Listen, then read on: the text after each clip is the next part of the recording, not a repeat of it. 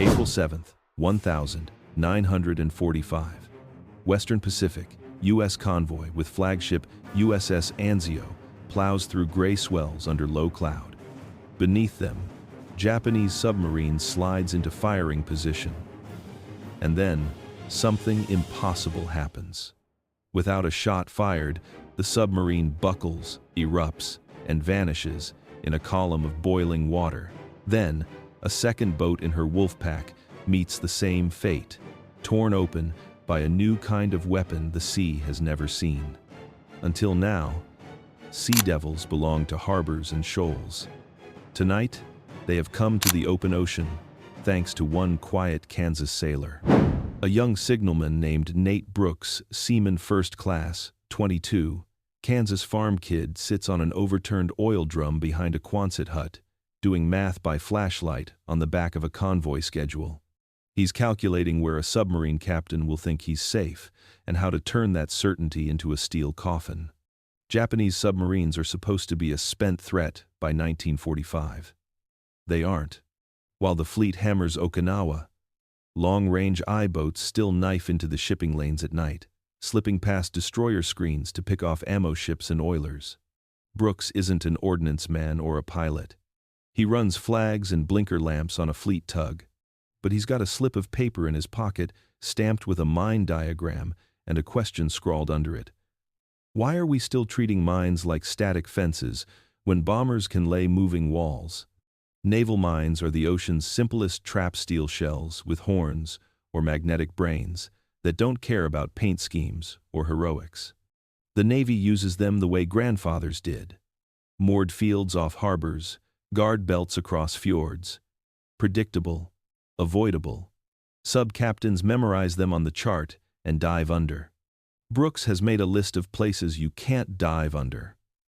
Shimonoseki Strait, between Honshu and Kyushu. Tsushima Strait into the inland sea. The Bungo Suido Throat to Kure and Sasebo. The Kii Channel. The narrow lanes curling into Kobe and Osaka. Depth in these cuts drops fast, current stacks hard, and traffic must funnel tight. Perfect for a wall. A times moving times wall refreshed nightly from the air. He's been watching XXI Bomber Command's line of B-29 seconds launch from Northfield on Tinian silver whales headed north to burned cities. Each superfort can carry 4 2,000-pound contact mines or a bellyful of 1,000-pounders with magnetic triggers. A mine planted in 20 fathoms off a vital strait doesn't care how sleek an I-boat thinks she is. If a submarine transits shallow over steel, the magnetic field wakes, and the firing latch says, yes. Idiotic, his deck chief said when Brooks showed him the sketches. Mines are the Navy's job. Bombers bomb. Kid, go coil a hawser. He was told to drop it. He didn't.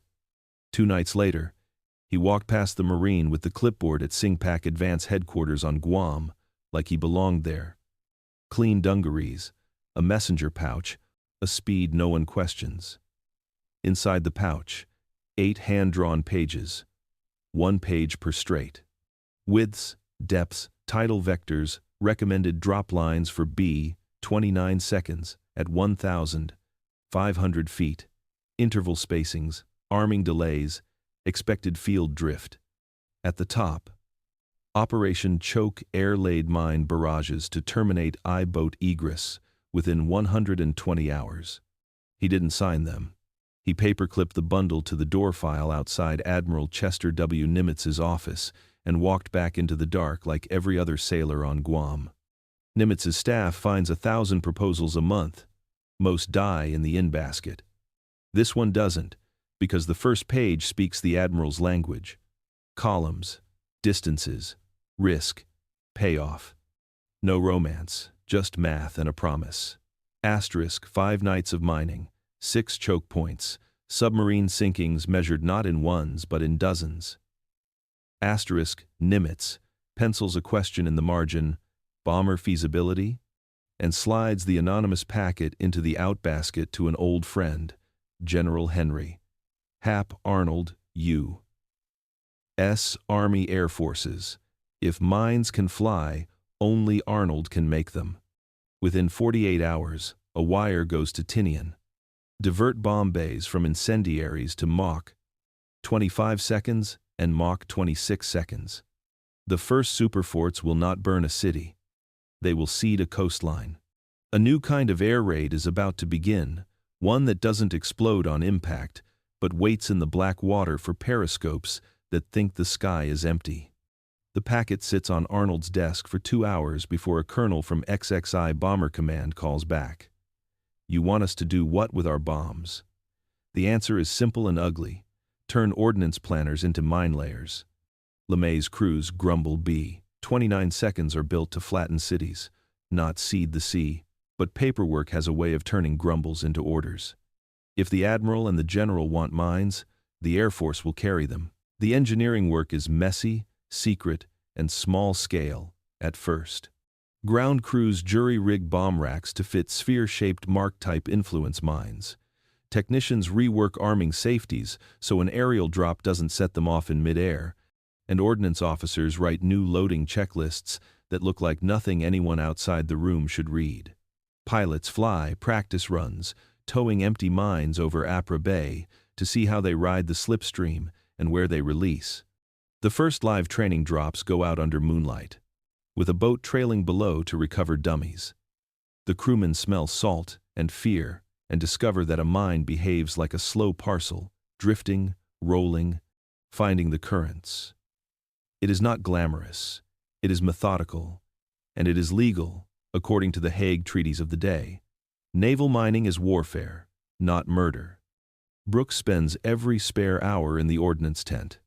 He argues, politely and then less politely, that mines have to be placed where subs cannot dive safely. Narrow straits, shoal banks, and the approaches to submarine pens, places where geography funnels movement and removes one of the submarine's greatest defenses, depth. If we can choke the exits, he tells a skeptical lieutenant, the subs either run the gauntlet or they can't get out at all. He draws tide charts on grease paper and points out concealed approach channels behind tidal bars where commanders habitually slip through under night cover. He shows where warm currents reduce magnetic masking and where the Japanese hydrophone nets have gaps. For the first time, the men who plan bombing campaigns see the sea as a map of pinch points rather than a flat target. Orders come down in mid-April. Operation Now, it has an official name, moves fast. 29 seconds divert a single night. Instead of incendiaries over Kobe, wings of superfortresses spool out toward the Bungo Channel and Tsushima Strait. The crews drop mines in pre-mapped lines, a belt off Kure, a patch across the approaches to Maizuru, a string through the narrow mouth of the Sasebo anchorage. The first night is a learning curve. The second sees corrections to spacing and timing. By the third night, the pattern is textbook masses of steel laid not to stop merchantmen, but to ambush submerged transit. The results are immediate and dramatic. Japanese anti-submarine doctrine depends on freedom of movement, run in shallow coastal waters at night, tuck into fjords by day, and slip past screen ships when the big ASW vessels are elsewhere. Mines take that freedom away. A Type BI boat, low in the water with batteries depleted after a patrol, will choose the same familiar channel every time because charts and currents force it. On the fifth morning after the first concentrated laying, the U.S. Navy's picket nets and aerial reconnaissance begin to report contacts. Oil slicks, air bubbles, periscope wakes that startle the calm just outside Kobe in the inland sea.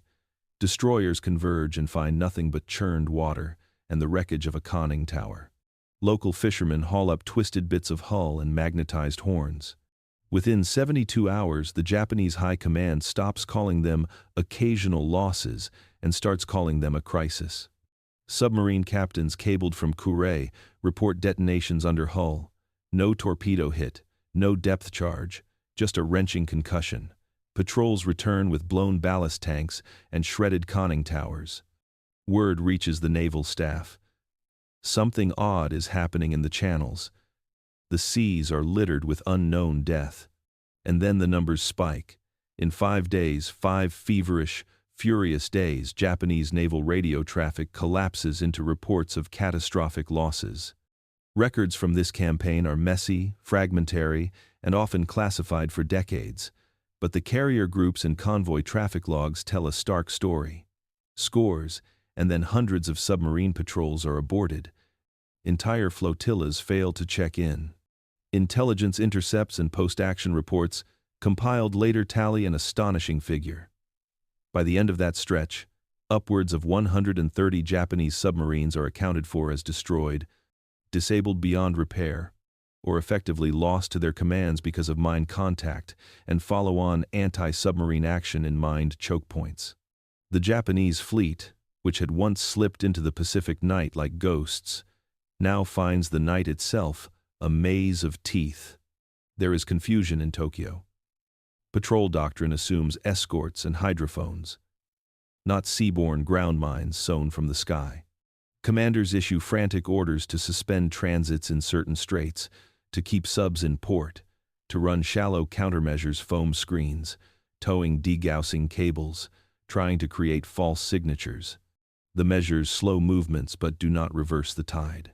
Every delay costs fuel, every delay costs time for repair. And in a navy already starved of fuel and trained crews, the loss compounds. Back in the Pacific, Admiral Nimitz hears the incoming reports and leans forward in his chair. "That sailor's math worked," he says quietly over the phone. General Arnold, who had to weigh the political and strategic implications of diverting bombers from city attacks, signs off on expanded mining, more B 29 seconds, more concentrate, more of the same choke points. LeMay's log records the change as pragmatic. No theater is static. Use what works. For Nate Brooks, the word that arrives in a curt cable doesn't say hero. It says further study authorized. But authorization is the margin between a crazy idea and a campaign. The success isn't simple luck. It is the product of three things that Brooks kept returning to: geography, timing, and the psychology of submarine captains. The mines force a tactical choice: run the gauntlet or stay bottled up, and the Japanese make the wrong one over and over. The effects cascade. A sunk submarine means fewer attacks on tankers. Fewer sinkings mean more fuel for Allied fleets. More fuel means more operations. More operations accelerate the endgame. In a handful of nights, an idiotic idea becomes a strategic lever, one that bends the axis of Japan's ability to wage war beneath the waterline. By the third night, the pattern wasn't mysterious anymore. It was a geometry problem with teeth.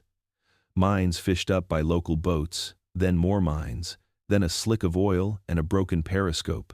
Japanese ASW doctrine was built around listening, and depth hide deep, run silent, and a destroyer's pings and hedgehogs would be the hazards.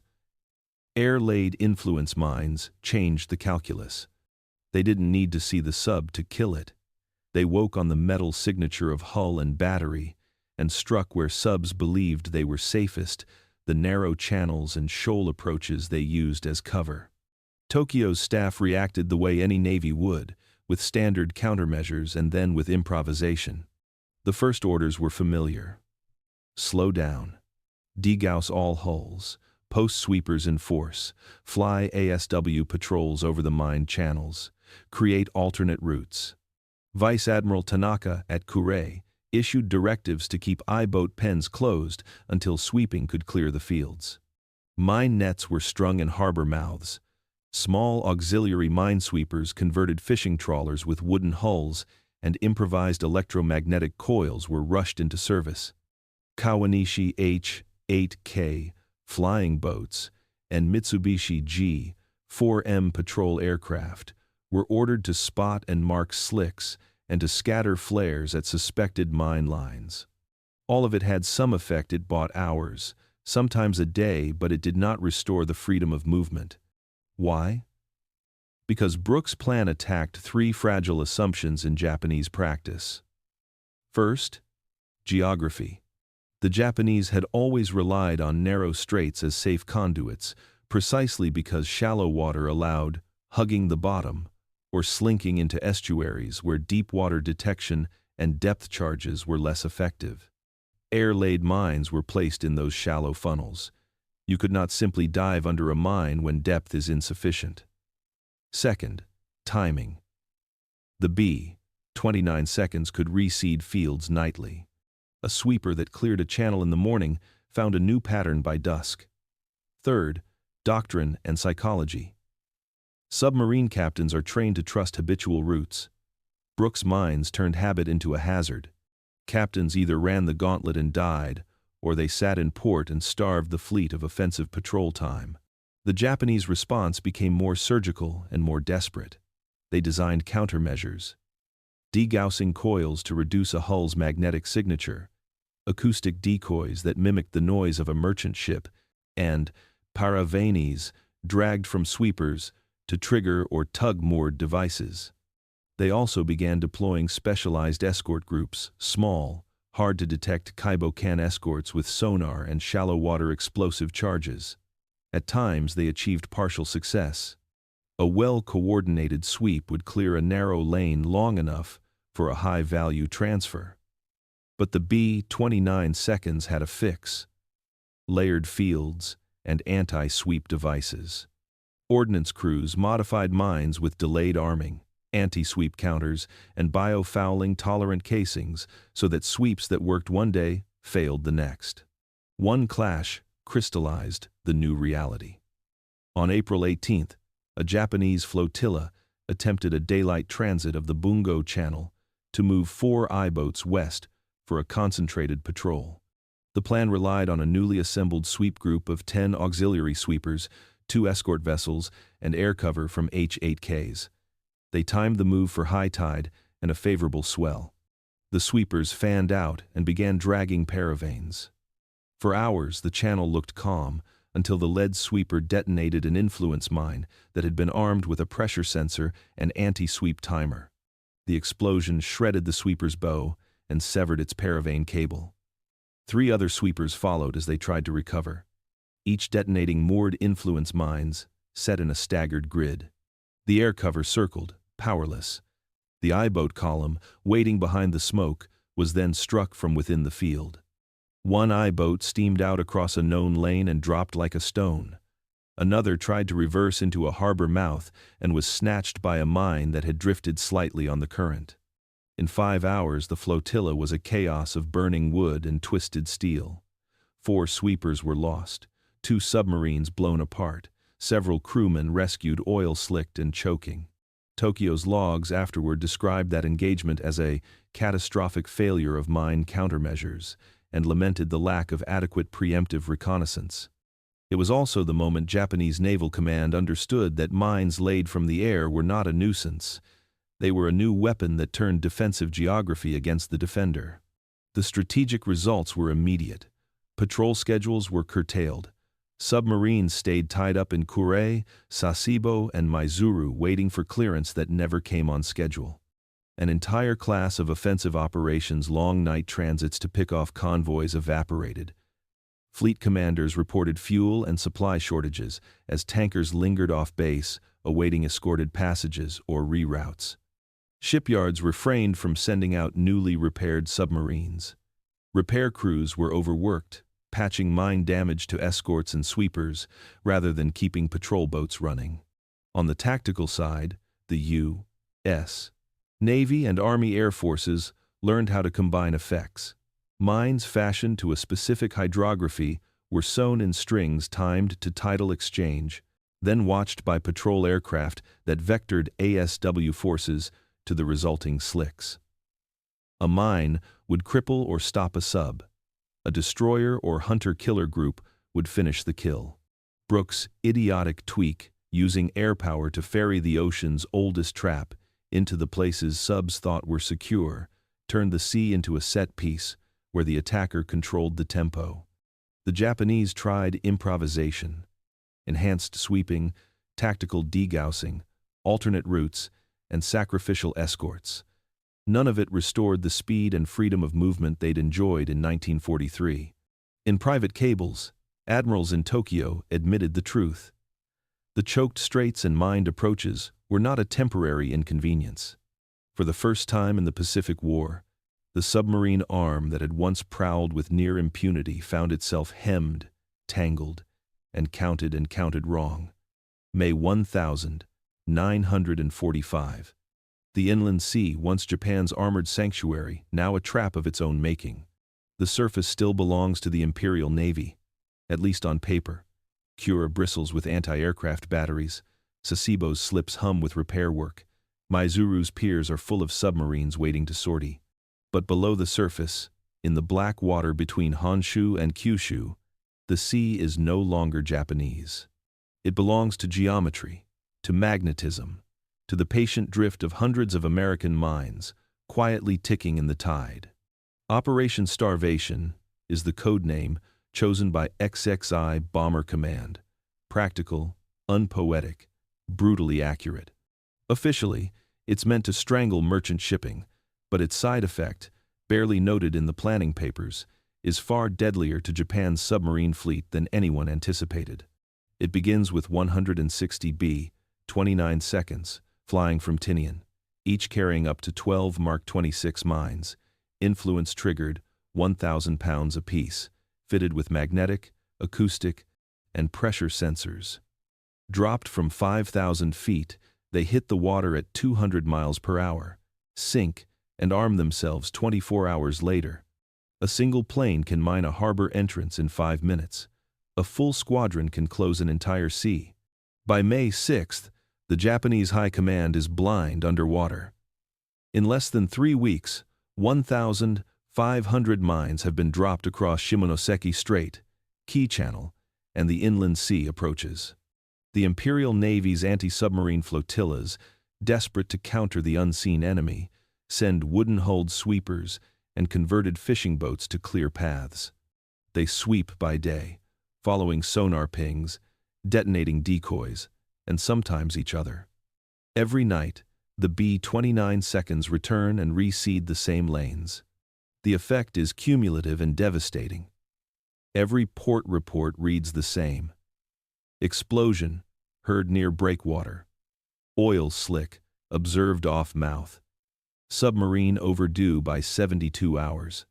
The Japanese try to keep it quiet, but panic filters through the ranks. Subcrews begin refusing to sortie without a confirmed sweep. Commanders argue about safe routes. Maps contradict reality. The once feared I-boats, which had hunted the Indian Ocean and the Central Pacific, now cluster uselessly in their pens. The numbers defy belief. Between April 27th and May 5th, Japanese records list over 100 submarines lost at sea or unaccounted for. Not all confirmed kills, but all gone from the operational roster. Many never left port. Others vanished between Kure and Sasebo, destroyed by mines whose placement was calculated by a sailor no one in the fleet had ever heard of. American intelligence, reading intercepted traffic, calls it a submarine collapse event. In 5 days, Japan loses more undersea tonnage than in the previous 18 months of war. At first, U.S. analysts think it's coincidence, maybe sabotage, maybe poor maintenance. But photo reconnaissance tells another story. Dark blooms of oil, circular ripples spreading out from narrow straits, and twisted wreckage surfacing weeks later. When the first post-war surveys are made, the truth emerges. Entire mine lines had trapped submarines between dual belts of influence and contact mines, each triggered in sequence as tidal surges shifted magnetic fields. The mines didn't just destroy submarines, they paralyzed them. Crews feared leaving harbor, knowing the next channel might be a graveyard. The Japanese react with desperation. Kurei's engineers design degaussing sleds, steel cages towed ahead of submarines to set off mines prematurely. They fail. Others suggest sending wooden dummy hulls to trigger detonations too costly, too slow. Sweeping crews die faster than they can be replaced. The Navy issues a new directive. Transits between bases by submarine are suspended indefinitely. For the first time in the war, Japan's undersea arm is effectively grounded. The U.S. Navy's submarine service notices the change instantly. Patrol reports from the Philippine Sea and South China Sea note a sudden, Eerie silence, no sonar contacts, no counterattacks, no intercepts. It's as if the enemy has vanished. Destroyer escorts sailing toward Okinawa report only drifting debris and the glint of mine horns in the surf.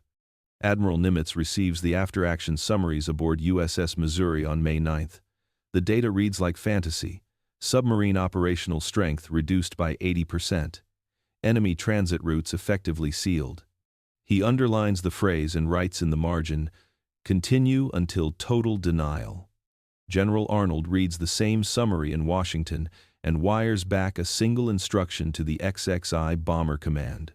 Expand coverage north to the Tsugaru and east to Tokyo Bay. Do not stop for weather. At the edges of this massive operation, no one remembers Seaman First Class Nate Brooks. The Navy doesn't even know who wrote the Operation Choke paper. Nimitz has tried to find him quietly. A few inquiries sent through SINCPAC staff, a hint to the Office of Naval Intelligence, but no name ever surfaces. Brooks is somewhere in the Pacific. Maybe still stringing signal flags. Maybe already rotated home. He'll never know that his 8 pages of pencil diagrams have crippled an entire branch of the Japanese Navy. By mid-May, mine detonations around Japan drop off not because the mines are gone, but because there's nothing left to hit. The surviving submarines remain in harbor, trapped by the very geography they once trusted. Engineers at Maizuru estimate it would take 2 years of continuous sweeping to clear the inland sea completely. Japan doesn't have 2 months left. When the war ends, U.S. survey teams will map the minefields Brooks conceived. They'll find wrecks, layered one over another, steel hulls split like eggshells, conning towers peeled back, pressure hulls imploded by shock waves. They'll mark 130 confirmed submarine kills within the fields laid in those 5 days, and dozens more listed as probable. It's a statistic so extraordinary that for decades historians assume it's an exaggeration. It isn't. Operation Starvation will later be credited with sinking more total tonnage than all U.S. submarines combined in the final months of the war. But in one small, precise part of that campaign, the narrow straits that Brooks mapped with a pencil stub behind a quonset hut, it did something no one thought possible. It ended Japan's submarine war in less than a week, not with depth charges or torpedoes, but with quiet, patient mathematics, and one sailor who refused to stop thinking. May 15th, 1945. Tokyo Bay. A storm rolls over the coast, rain streaking down the black water. Beneath it, a dozen I-class submarines sit dead in their pens. Not damaged, not out of fuel, paralyzed by fear. Japan's undersea fleet, the one weapon that could still reach out past the shattered empire, has stopped moving entirely. And the reason isn't courage, or orders, or surrender. It's the invisible geometry of one sailor's idea.